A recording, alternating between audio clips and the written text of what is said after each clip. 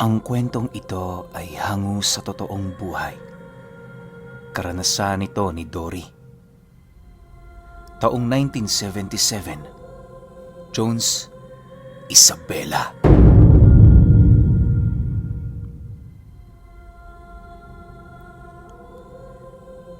Itong mga panahong ito, kasalukuyang nag-aalaga ng 2 baka itong si Dory. Ang mga bakang yon, paunang binili niya para matupad ang pangarap niyang magkaroon ng maraming piraso nito. Sa kanilang lugar kasi, may kamahalan ang pagbebenta ng kinakarning baka. Hindi naman naging mahirap para sa kanya na alagaan ng 2, gawa ng tumutulong naman sa kanya ang mga anak niya. Yung asawa niya, meron ding pinagkakaabalahan sa bayan. Naglilibot ito para maggupit ng buhok at kung ano-ano pang maaaring pagkakitaan.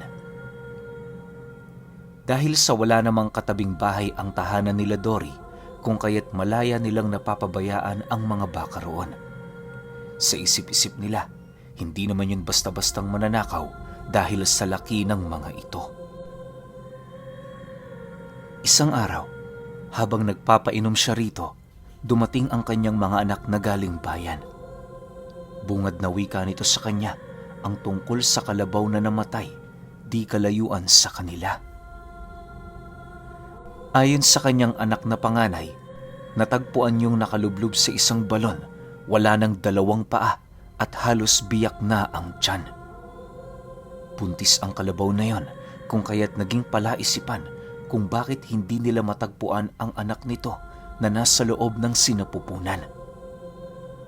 Noong una, pinaghihinalaan lamang nilang ninakaw at ibinenta ang piraso ng mga paa nito, pero wala silang nasilayang ganoong tinda sa bawat merkadong sinuyod nila. Dagdag pa ng anak niya, meron ng mga individual ang pinaghihinalaan ng may-ari. Matapos naman itong marinig ni Dory, wala naman siyang ginawa.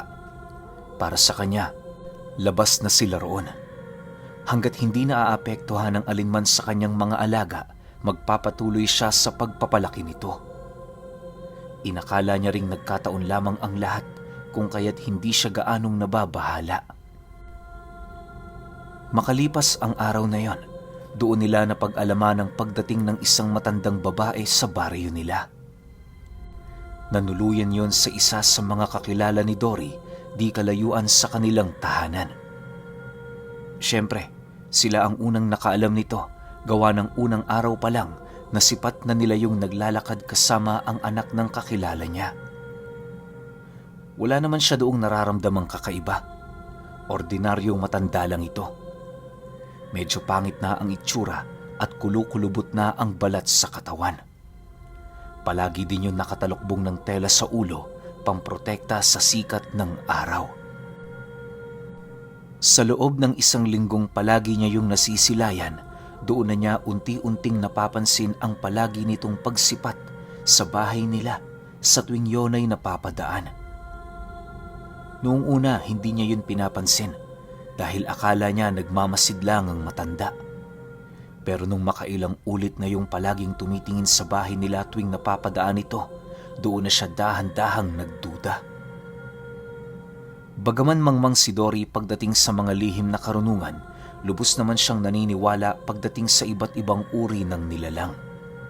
Sa katunayan, may mga pamamaraan siya para malaman kung aswang ba ang isang tao na nasa harapan niya. Ilang beses niya na sanang nais yung subukan sa matanda, pero hindi lang siya nagkaroon ng pagkakataon. Sa pagsapit ng 2 linggo, doon na dahan-dahang nagbago ang kaganapan sa kanilang lugar. Kasabay ng pananatili ng matanda ay ang pagkamatay ng mga alagang hayop sa paligid nila Dory. Ultimo manok, walang sinasanto ang nilalang na umaatake sa kasagsagan ng gabi. Ang mga baboy, kung hindi madarat ng pugot ang ulo, wakwak ang tiyan nito. Ang labis pa noong ipinagtataka ng may-ari ng nasabing hayop ay kung bakit wala silang naririnig na tunog sa tuwing nagaganap ang pangyayaring yon.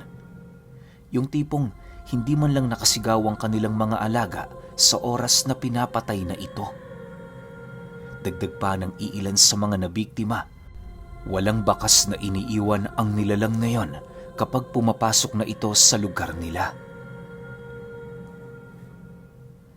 Matapos naman nilang mapag-alaman ng tungkol doon, dali-dali namang gumawa si Dory ng kulungan ng kanyang mga alaga. Metro kwadrado lamang ito, pero hindi yun basta-bastang mapapasok gawa ng halos wala na yun doong malusutan. Yon ang naisip niyang paraan nang sa gayoy kapag gabi, magagawa niya pa ring makatulog ng mahimbing. Isang hapon, habang nagpapainom ng kanyang mga alaga itong si Dory, muli na naman niyang nasilayan ang pagdaan ng matanda sa kanilang tahanan. Pagharap nito sa entradang pinto ng kanilang bahay, bigla naman yung huminto habang dahan-dahang ibinababa ang talukbong nito. "Ano ang kailangan mo?" Pasigaw na bungad dito ni Dory. Matapos naman yung marinig ng matanda, ngumisi lang naman ito habang dahan-dahang nagpapatuloy sa kanyang paglalakad. Sa estado ng pagtitig nito sa kanila, animoy meron yung masamang binabalak. Dahil sa ginawa ng matandang yon, napilitan si Dory na sundan ito para liwanagin ang nangyaring sigalot sa pagitan nilang dalawa. Hanggat maaari, iniiwasan niyang magkaroon ng kaaway sa kanilang lugar, gawa ng hindi siya nakakatulog kapag alam niya sa kanyang sarili na may kagalit siya. Maya-maya pa, pagdating niya sa bahay ng matanda, bumungad ang kanyang kakilalang kinakausap ito. Masayahin naman ang matandang yun pero may kung ano talaga siya doong nararamdaman. Pagsilay ng kanyang kakilalang naroon pala siya sa lugar nito, agad naman siya nitong tinawag habang masayang nilalapitan. "Oh, Dory, napabisita ka.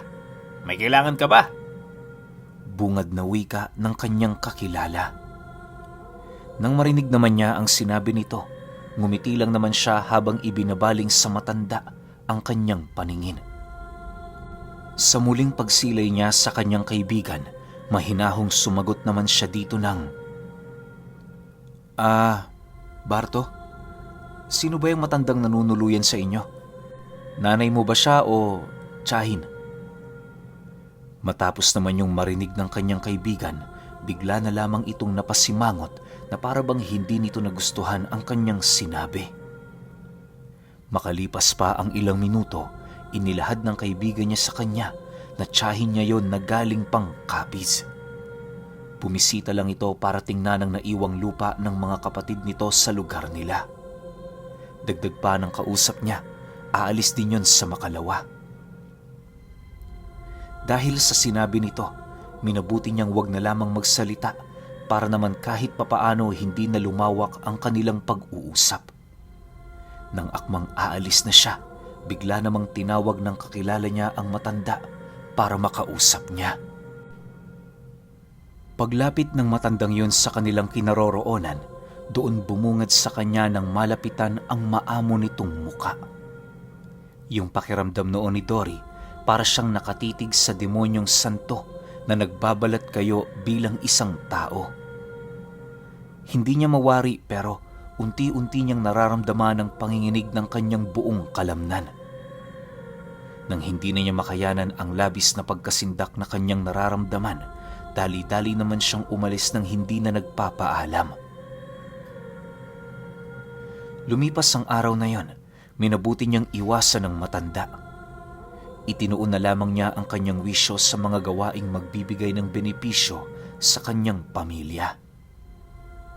Hindi na rin siya gaanong tumatambay sa labas ng bahay nila tuwing hapon para maiwasan lamang ang matandang babaeng nagngangalang Corazon. Bagaman wala siyang nakikitang banta para sa kanyang mga alagang hayop, minabuti niya pa ring dagdagan ng seguridad papaikot sa kulungan nito. Isang gabi, habang nasa kasagsagan sila ng pagpapahinga, bigla naman siyang napamulat ng kanyang mga mata nang marinig niya ang pagkalembang ng mga boteng inikot niya sa kanilang bakuran. Sa lakas ng pagbanggaan ng mga ito, nasisiguro niyang hindi lang bastang hayop ang napadaan o nakasagi dito. Dala ng kanyang kuryosidad, dali-dali naman niyang kinuha ang kanyang talibong, sabay masid sa siwang ng dingding ng kanilang bahay. Pag-ikot ng kanyang paningin, doon niya nasilayan ang isang nilalang na nakatuwad habang naglalakad. Hindi niya gaanong maaninag ang mukha nito sa kadahilanang nababalutan yon ng mahahaba nitong buhok. Pagsilay niyang naglakad yon patungo sa kwadra ng kanyang mga baka, walang pagdadalawang isip naman niya yung sinigawan, sabay taga ng kanyang talibong sa pundasyon ng bahay. Matapos yung gawin ni Dory, nasipat niya ang nilalang na mabilis ang tumakbo papalayo. Sa bilis nito, halos hindi na yun nahabol ng kanyang paningin.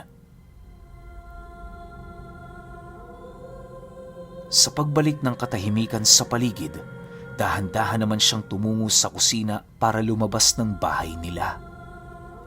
Bawat hakbang na kanyang ginagawa, merong pag-iingat. Nang akmang bubuksan na niya ang pinto, narinig naman siyang tinawag ng kanyang anak na galing sa banyo. Paglapit nito sa kanyang kinaroroonan, nagtanong naman yun sa kanya ng, "Tay, saan kayo pupunta?" Matapos niyang marinig ang sinabi nito, agad naman niya yung inabisuhan ukol sa mga bagay na nangyayari. Nang maunawaan na ng kanyang anak ang kanilang sitwasyon, dahan-dahan naman yung sumunod sa kanya papalabas. Sa pagdating nila sa kwadra ng mga baka, doon bumungad sa kanila ang mga marka ng aswang. Nakapaligid yun sa ginawa niyang kulungan na para bang matindi ang pagmamalabis ng nilalang na paslangin ang kanyang mga alaga. Dahil sa pangyayari, minabuti nilang magsalita ng pagbabantay hanggang mag-umaga. Naglagay din sila ng iilang sulo papaikot sa kulungan upang masiguradong ligtas ang mga hayop na kanilang inaalagaan. Makalipas ang gabing yon, napansin ni Dory na hindi dumaan sa kanilang pamamahay ang matanda. Hinanap niya pa yon sa bayan pero hindi niya ito matagpuan. Pagdating niya sa tahanan ng kanyang kakilala, pumungad ang matandang nakaupo sa tumba-tumba, tulalang nakatitig sa kalsada habang kumakain ng sinabawang karne. Pagsilay nito sa kanila, bahagya naman yung natigilan at kasabay nito ang dali-dali nitong pagbalik sa loob ng bahay. Makalipas pa ang ilang minuto, nasipat naman niya ang kakilala niyang naglalakad papalapit sa kanilang kinaroroonan. "Oh, Dory! Napapadala sa ata ang pagbisita mo ah. Hulaan ko, may kailangan ka sa akin oh. Kung mangungutang ka, tatapatin na kita. Wala pa ako ngayong pera." Bungad na wika ng kanyang kakilala. Nang marinig naman niya ang sinabi nito, hindi na siya nagdalawang isip na ilahad roon ang tungkol sa nangyari sa bahay nila noong gabi.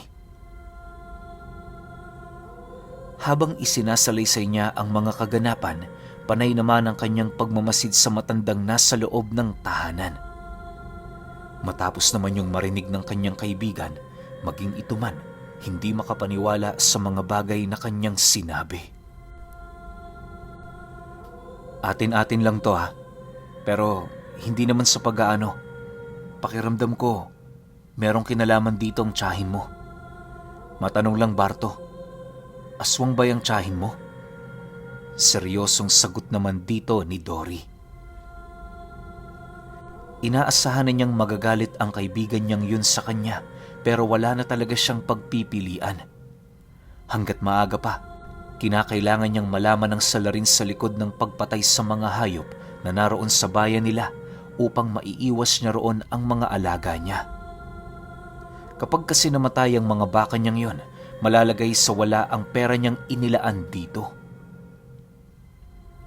Matapos naman itong marinig ang kanyang sinabi, bigla naman siya nitong tinulak papalayo habang mabilis ang tumatalikod ng hindi umiimik. Sa pagpasok ng lalaking yon sa loob ng bahay, wala nang nagawa silang magtatay kundi ang maghanap ng albularyo na makakatulong sa kanila. Pagdating nila sa dulong parte ng bayan kung saan doon naninirahan ang manggagamot, doon nila napag-alaman na hindi pa yon makakatulong sa kanila noong mismong araw na yon. Maliban kasi sa marami pa yung ginagawa, may iilan din kasi yung pasyenteng may sapi na kinakailangan nitong unahin. Ayon sa manggagamot, kung talagang nais nilang magpatulong dito, bumalik sila kinabukasan. Inilahad din ito sa kanila, hindi mapanganib ang aswang na kanilang nakita sa kadahilan ng hindi yun kumakain ng tao. Ang kinakailangan nilang iwasan ay ang kumprontahin ito, gawa ng kapag nalagay yun sa alanganin, wala yung pagpipilian kundi ang lumaban. Dagdag pa ng manggagamot, kinakailangan nilang bantayan buong magdamag ang mga bakang yon kung ayaw nilang madatnan itong patay kinabukasan.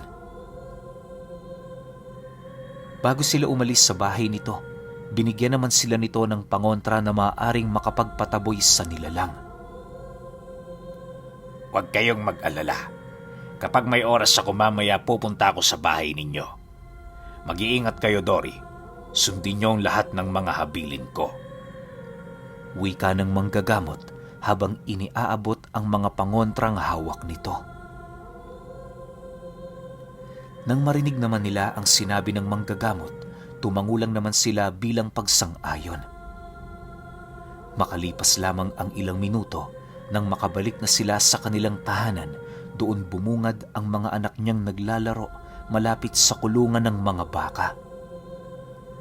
Bago sila tuluyang magpahinga, minabuti muna nilang ipasok ang mga hayop doon upang masigurong hindi na yon pupunta kung saan-saan. Kinagabihan, habang nagbabantay sila sa labas ng kanilang tahanan, maigi naman ang ginawa nilang pagmamasid sa paligid. Inaantok man, subalit kinakailangan nilang magpakatatag alang-alang sa mga hayop na kanilang binabantayan. Makalipas lamang ang ilang oras, dumating na nga ang puntong hindi na nila namalayang dalawa na nakatulog na pala sila. Kung hindi pa noon nakarinig ng pag-atungal si Dory di kalayuan sa kanilang tahanan, hindi pa siya magigising. Sa muli niyang pagmamasid sa paligid, doon niya nasilayan ang animoy isang dambuhalang nilalang na dahan-dahang gumagapang sa mga damuhan. Paglapit nito sa gilid ng kulungan, bigla naman niya yung nasipat na pumasok sa isang maliit na siwang at kasabay nito ang pag-ungol ng kanyang alagang baka. Dala ng kanyang pag-aalala, agad naman niyang ginising ang anak niya, sabay lapit sa kulungan.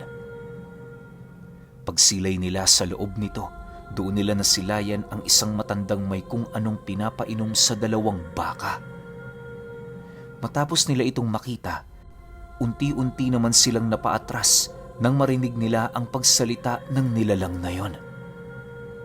Ayon kay Dory, para itong matandang lasing na bumubulong sa hangin. Kahit ilang beses mang ulit-ulitin nito ang mga kataga nitong sinasambit, hindi talaga nila yon maintindihan. Makalipas lamang ang ilang minuto, nasipat nila ang pagbukas ng kwadra at kasabay nito ang pagsilay nila sa matandang hila-hila ang dalawang tali ng alaga nila.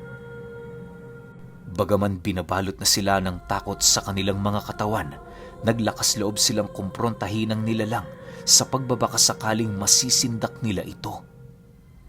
Subalit pagharap ng aswang na yun sa kanila, umangi lang naman ito habang unti-unting tinatali sa leeg nito ang mahaba nitong dila. Matapos yan, muli nila yung nasilayang pinapainom ng kung anong likido ang dalawa nilang baka na siyang nagdulot ng pagtirik ng mga mata nito.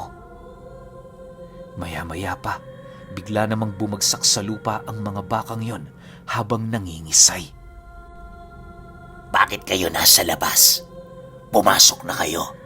Hayaan niyo ako sa ginagawa ko. Wika ng aswang habang patuloy yung nakatitig sa kanilang kinaroroonan.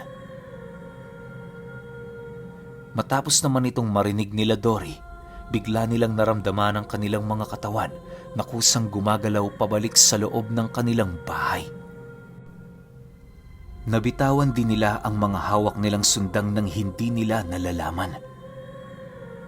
Habang naglalakad sila pabalik sa loob, panay naman ang panginginig ng kanilang buong katawan habang nakatingin sa lupa. Dala ng kanilang takot, hindi nila napigilang mapaihi sa kanilang mga salawal. Maya-maya pa, nang akmang papasarado na sila ng pinto, doon nila nasilayan ang pagdating ng manggagamot sa kanilang tahanan. Mabilisan itong kinumpronta ang aswang na siyang naging sanihi upang magbuno sila sa tahanan nila Dory. Umabot din ng 10 minuto ang pakikipagbuno ng manggagamot hanggang sa dumating ang puntong nagawa niya na yung mapangibabawan. Pagsilay nilang mag-ama na tumatakbo na papalayo ang nilalang, dali-dali naman nilang nilapitan ang matanda para bigyan yon ng tulong.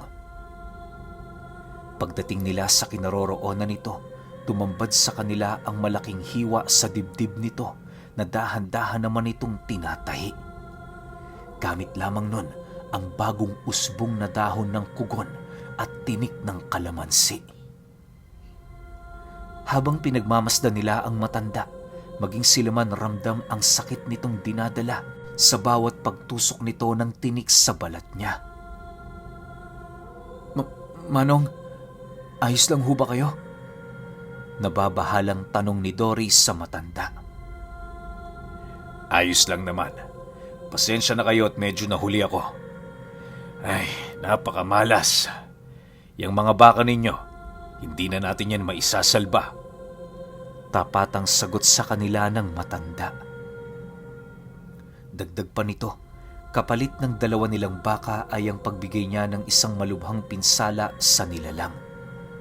Nasisiguro niyang hindi na yon aabutan pa ng 1 buwan bago yon tuluyang bawian ng buhay. Matapos naman nilang marinig ang sinabi ng matanda, wala na silang nagawa kundi tanggapin ang mga nangyari. Hindi na nila ninais pang magsisihan sa kadahilan ng kahit anong gawin nila, hindi na maibabalik ang buhay ng 2 nilang alaga. Lumipas pa ang ilang minutong pag-uusap, nagpasya na sila Dory na ilibing ang bangkay ng mga hayop. Inilayo-nilayo ng husto sa kanilang tahanan nang sa gayoy kahit sumingaw ang baho nito, hindi yon magdudulot ng perwisyo. Dahil sa dami ng kanilang ginawa noon, kung kaya't inabutan na sila ng pagtilaok ng manok. 3:00 na ng umaga pero abalang-abala pa sila sa paghuhukay ng libingan. Nang matansya na ni Dory ang lalim ng hukay, doon na nila napagpasyahang ihulog roon ang 2 bangkay ng baka. Kinaumagahan, pagbalik nila sa kanilang tahanan, nadatnan nila ang manggagamot na nakahiga sa sala. Nalagyan na din yon ng benda kung kaya't kampante na silang wala na doong mangyayaring masama. Sa pagpapatuloy ng kanyang pagmamasid, nagdesisyon siyang muling bisitahin ang tahanan ng kanyang kakilala para mapatotohanan ang kuro-kurong na buo sa mga isipan nila. Pagdating niya sa bahay nito, laking gulat na lamang niya nang masipat niya yung umiiyak sa labas ng pinto ng bahay nito habang nakatingin sa malayo. Dala ng kanyang kuryosidad, mahinahon naman niya yung nilapitan habang tinatanong ng, "Barto, anong nangyari?" Nang marinig naman ito ang kanyang sinabi, tahimik naman siya nitong sinamahan papaloob ng bahay. Pagdating nila sa sala, bumungad ang tiyahin nitong nababalot na ng benda ang buong katawan. Ayon kay Barto, paggising niya nadatnan niya yung gumagapang sa kusina at maraming sugat sa katawan. Bago pa man yun makapagsalita, bigla na lamang itong bumagsak sa sahig ng wala ng buhay. Dagdag pa nito na kahit napakalalim ng sugat nitong natamo, tila bang wala doong umaagos na dugo. Ang labis pa nitong ipinagtataka ay kung bakit nasa labas yun ng bahay nila kahit sobrang lalim na ng gabi. Dahil sa mga katagang inilahad nito sa kanya, doon niya napatotohanan na wala yung kinalaman sa tunay na pagkatao ng tiyahin nito. Bilang respeto, Nagdesisyon si Dory na itago na lamang ang mga bagay na kanilang natuklasan. Para sa kanya, hindi na mahalaga na malaman pa yon ng kakilala niya sa kadahilan ng kahit anong gawin nito, wala ng paraan para maibalik ang buhay ng tiyahin niya. Sa pagsapit ng unang gabi ng lamay, minabuti niyang dumalo roon para naman kahit papaano makatulong. Imbis na kagalitan at sumpain nila Dory ang ginawa ng yumao sa kanila, minabuti nilang pakitaan yon ng magandang pag-uugali alang-alang sa ikatatahimik ng kaluluwa nito. Pero alam niyo ba na kahit ilang taon pa man ang lumipas, nanatiling sariwa sa alaala ni Dory yung kamag-anak ni Barto na tiyahin na galing Capiz.